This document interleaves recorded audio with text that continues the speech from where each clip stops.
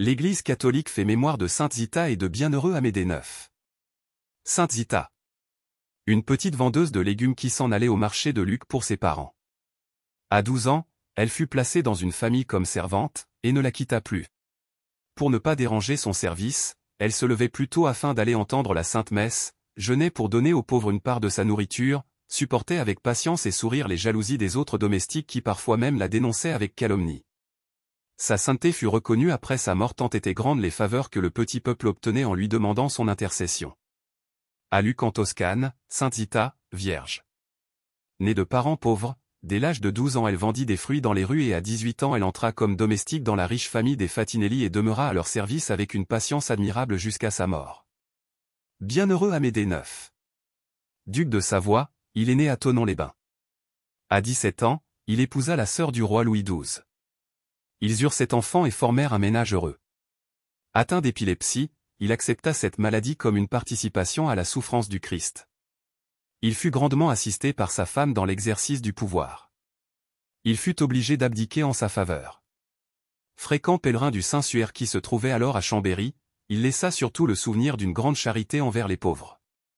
Amédée de Savoie met les pauvres à l'honneur et les riches au rencard, disait le duc de Milan, François Sforza.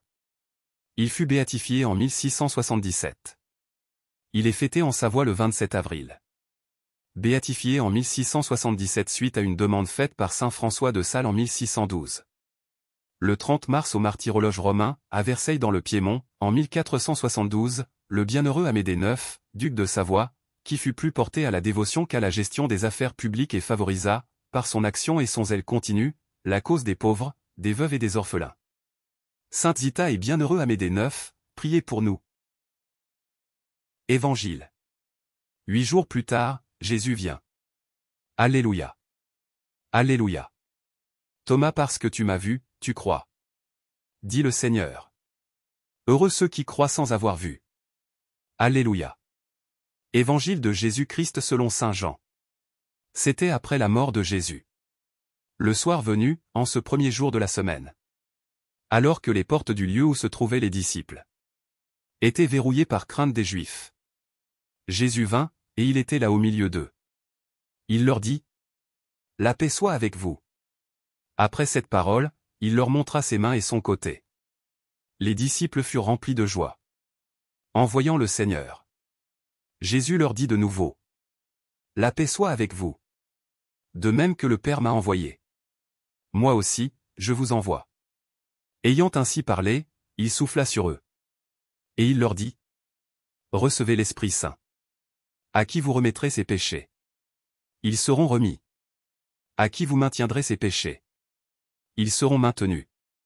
Or, l'un des 12, Thomas, appelé Didyme, c'est-à-dire jumeau, n'était pas avec eux quand Jésus était venu. Les autres disciples lui disaient : Nous avons vu le Seigneur. Mais il leur déclara : Si je ne vois pas dans ses mains la marque des clous, si je ne mets pas mon doigt dans la marque des clous, si je ne mets pas la main dans son côté, non, je ne croirai pas. 8 jours plus tard, les disciples se trouvaient de nouveau dans la maison. Et Thomas était avec eux. Jésus vient. Alors que les portes étaient verrouillées. Et il était là au milieu d'eux. Il dit : La paix soit avec vous. Puis il dit à Thomas : Avance ton doigt ici, et vois mes mains. Avance ta main, et mets-la dans mon côté. Cesse d'être incrédule. Sois croyant. Alors Thomas lui dit : Mon Seigneur et mon Dieu. Jésus lui dit : Parce que tu m'as vu, tu crois. Heureux ceux qui croient sans avoir vu. Il y a encore beaucoup d'autres signes que Jésus a fait en présence des disciples, et qui ne sont pas écrits dans ce livre. Mais ceux-là ont été écrits pour que vous croyiez que Jésus est le Christ, le Fils de Dieu, et pour qu'en croyant, vous ayez la vie en son nom. Acclamons la parole de Dieu. Louange à toi Seigneur Jésus.